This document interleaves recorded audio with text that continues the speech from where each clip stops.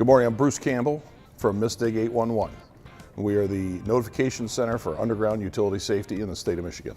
Yeah, MISDIG does no digging or marking. We're just a notification center. You contact us, and then we contact the utilities before you dig. So the number one issue outside of not contacting MISDIG is improper excavating practices, not hand digging and exposing where the marks are in the area of your excavation, or not potholing and looking for utilities as you dig. I'm very excited to welcome into our studio today the CEO. I love that title of MISDIG, Mr. Bruce Campbell. Good morning, Bruce. Good morning, Adam. How are you? I'm awesome. So awesome. Yeah. So happy to have you here today. Glad to be here. I'm glad that you made the trek out to see us. So let's give everyone in the 45 markets that we're in a little bit of history of MISDIG. What is MISDIG? MISDIG is the underground notification center for the state of Michigan. You contact us before you dig. Call MISDIG before you dig, right? That's right. Call. Know what's below. Call before you dig. 811. So, when did MISDIG start? Actually, it started back in 1970. It was formally brought together in 74, and we were the first statewide 24/7, 365 notification center, call center for underground utility safety in the United States. So let's give a scenario for the listeners exactly what happens. So I'm a homeowner. I'm going to build an addition off the back of my house. An addition requires footings. Got to go 42 inches down.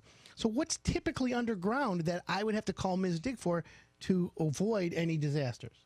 So you'd have, in a typical residential setting, you'd have your gas, natural gas, or propane, telephone, cable, electric, sewer, and water.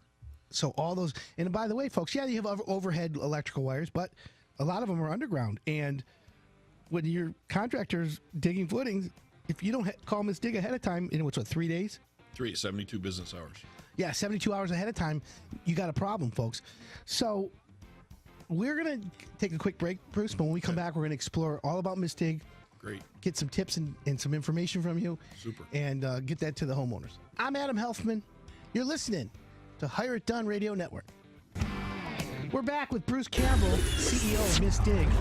Welcome back, Bruce. Good morning. So, homeowners who are thinking of remodeling have to have the contractor call MISDIG. If you're hiring a contractor, the contractor's supposed to call. Whoever's doing the excavating is the one who's required to contact MISDIG before they dig. Okay. And usually 72 hours ahead of time. Yeah, 72 business hours, yes. So the actual locating of the gas, cable, phone, whatever it is, there's a flag, sometimes a spray paint. There's either paint or a flag, and that is done by the actual facility owner or their contract locator. Okay, so when a homeowner calls MISDIG, they know they've been there if they see little pink or red or green or whatever the colors are. Yes. Can they go to the website to find the colors? Yeah, they can go to the website to find the colors, and also before they dig, they should check positive response. So we give you a ticket number once you place your locate request. You take that information, go on our website, and then it pulls up a list of everyone who was notified to mark, and it tells you the status of that, whether it's marked, no conflict, additional assistance needed, whatever that. Oh, so there's an online based on the ticket number. Correct. Oh, that's kind of cool. Yeah. And the website is misdig811.com. .org. Oh, .org. Sorry. Misdig811.org. .org, yep. Okay. Or they can call 811. Call 811. Yep. That's the best. It is. It's nationwide. Now, does anyone ever call 811 and say it's an emergency?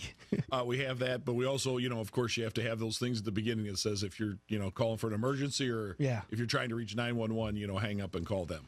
Okay, so let me ask you this. Yeah. It's wintertime right now, and we know that a lot of digging slows down in the wintertime, although some do. Yeah. But I'm the smart homeowner, and I'm planning for my addition in March, April, May. Right. And I think the truth is you're not allowed to call MISDIG to see, only if you really are digging. Right, only if you're digging. So you can't call and say, well, I want to see if there's anything that needs to be moved back there. Right. What's your advice for homeowners on that? So you go to our website, the misdig811.org, and there's a selection, we call it our E-Suite. And you can place a dig ticket there if you're digging, but you can also do what we call an E-Plan. And what you do is you put your information in a project you're going to do in the time frame, and then that is sent to those same facility owners that have facilities in the location that you're digging, and it lets them know who you are and contact you with the information about where things are in the area you're going to plan a job. So they'll do everything, tell you where everything is, but not actually go out and do the flagging. They shouldn't do the flag. If they want to, sometimes some of those facility owners say it's just easier. We're going to come out and flag it so you can see it. Okay. But a lot of them will just tell you where it's at or send you plans.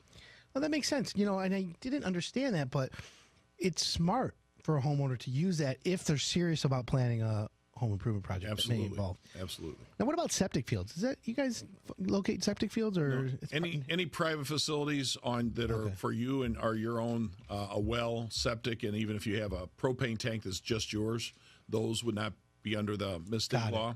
But we have contract locators on our website that can help you. in case you need to find that. And they have special equipment. Yes, they do. It's kind of like metal detectors. It's metal. It's a metal detector on steroids. Yeah, it can see everything. Yeah. Can I get one of those? You can get one of those. Yeah. Well, maybe we can visit. So, how many requests does MISTIG get in a month? Well, depends on what the month is. January, maybe 30,000, 40,000.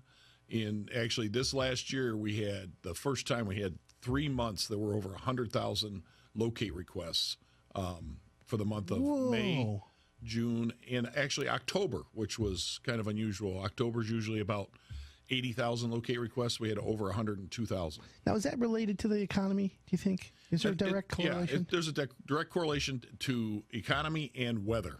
Actually, weather is the number one correlator between MISTIG locates and what goes on. We're talking with Mr. Bruce Campbell. He's the CEO of MISTIG. And if you ever think about remodeling your house, you're going to be digging anywhere, commercial, residential, it's the law you're supposed to call MISTIG. In fact, the contractor. And in fact, if you're a contractor calling, you already know this, but I know contractors who don't call MISTIG, and they're like, oh, they're not right anyways. Yeah. I mean, you heard that, right? Oh, yeah.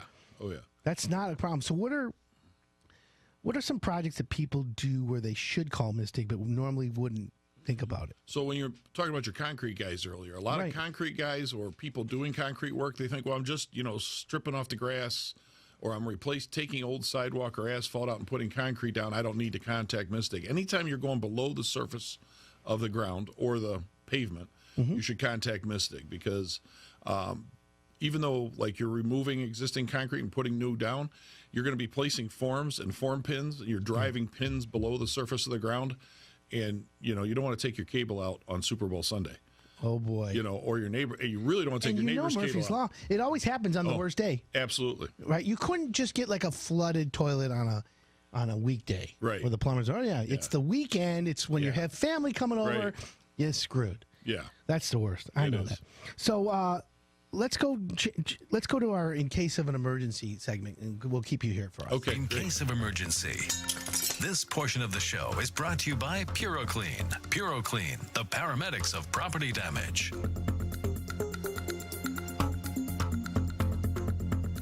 So let's say you decided to build a nice new deck, and you've done everything properly.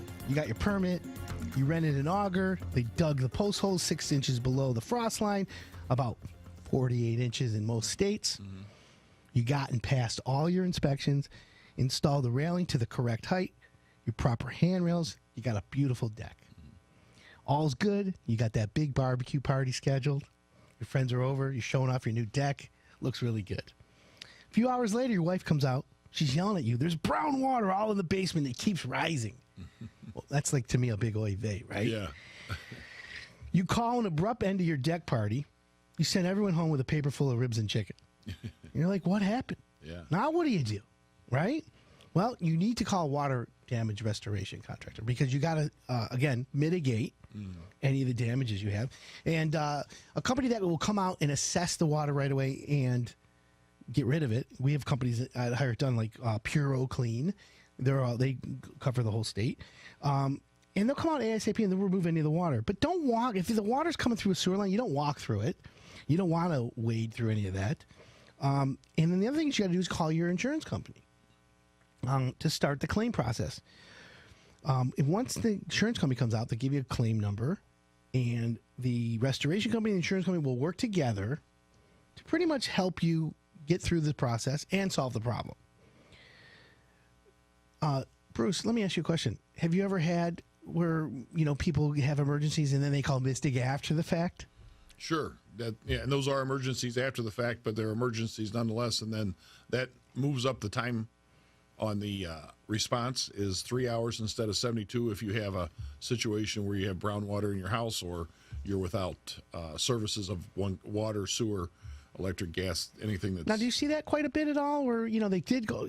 Has there ever been a time where they missed something? I mean, it's possible, I guess. Well, Mystic never misses anything. Because we don't mark anything. Oh, yeah. But we contact everybody. The providers. Sometimes, the providers sometimes don't... and we do run into that with municipalities. Sometimes they don't stake all the way to the house. They'll only stake to the clean out or the water box, valve box. So sometimes that doesn't get marked. But that information is available and they can provide it, especially in an emergency situation. You'll get those facility owners, municipalities to come out on site to help figure out what's going on. That's unbelievable. Someone texted in, please clarify the 72 hours. Is that 3 days or greater, as I heard the term 72 business hours? Yeah, so it's 72 business hours. So if you call Friday in... night. Friday night. Tuesday. Yeah, so after 5 o'clock on Friday, it's actually Monday at 7 a.m. is when the clock starts. Okay, and that makes perfect sense.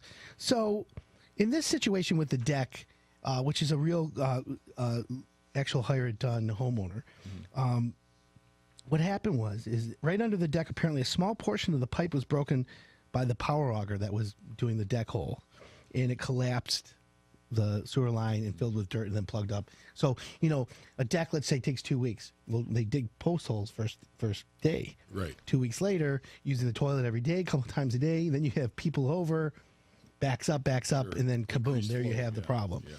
So that's where you have a little bit of an issue. So, Bruce, you get 10,000 a month, 30,000 a month, 100,000 a month 100,000 requests. Yeah. How do you handle all that? You have a phone room? Where is it automated? Is it artificial intelligence? What's the secret recipe here? So we have 3 locations. We have our main office and call center, notification centers in Auburn Hills. We also opened a satellite office in Flint, and then we have a notification center in Gladstone. So we have about 40 people on the phone and the web that deal with locate requests. And they handle that. If you call us, we enter that information and then send it out electronically. So those over 800,000 locate requests we get this year turns into about 15 million transmissions. Wow. Yeah, so that's how many utilities are affected by those 800,000 locate requests. Amazing. So just to review here, dial 811. Yep. Or call or missdig.org. Missdig811.org. Missdig811.org. Yep. It's fabulous information. Thank you. Who pays for Missdig? So the member facility owners are required by law to participate and to support the Missdig system. So it's free to all excavators, and it's supported by and then participated by those facility owners that are required by law to be members. That's great. I'm liking that. Yeah. It's Bruce free Campbell. and it's the law. It's the law. It's the law. Thanks for coming in. I appreciate that. No problem. We're going to see you again in the spring, I think. In the spring, yeah. Let's do that. We'll get that. Plan the whole year together. There you go. Coming up next, during our contractor spotlight, we've got Mr. Jason Crane of Crane Heating and Cooling. I'm Adam Helfman, and you're listening to the Hire It Done Radio Network.